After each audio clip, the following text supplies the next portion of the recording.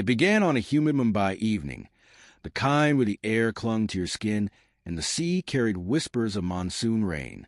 Inside a dimly lit office at Yash Raj Studios, Mohit Suri sat alone, staring at a blank script page. He'd told countless love stories before, but this time, something inside him refused to settle for the ordinary.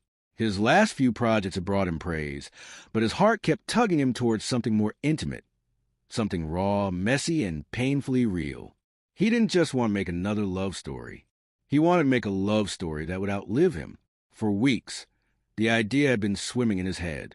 A musician, a poet, two people, both broken in different ways, colliding in a world that never gave them space to breathe. He didn't know their names yet, but he knew their pain. He knew the weight of silence between them, the kind of silence that could either kill you or save you. Slowly, in the lonely hours of night, their shapes began to emerge. He called him Krish Kapoor, a man whose guitar was the only voice he trusted, and her, Vani Batra, a woman who spoke in verses no one ever heard, who hid her poetry like a secret wound. Inspiration struck from an unlikely place.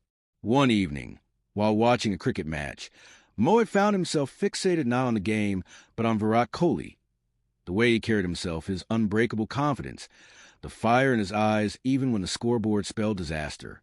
That resilience, that refusal to bow under pressure, that's what Krish Kapoor needed to have. It wasn't about cricket at all.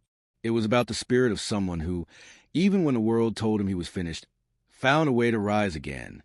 Krish was born in that moment, not from sport, but from the quiet ferocity Mohit saw on that screen. The casting call was unconventional. Mohit didn't want stars who had already been molded by fame. He wanted fresh clay.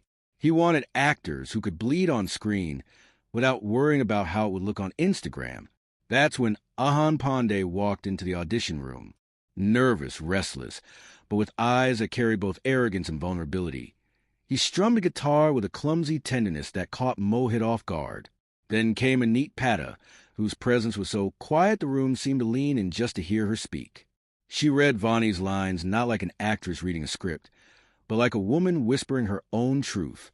By the end of the audition, Mohit knew these were his Krish and Vani. Filming began in the cool weeks of January.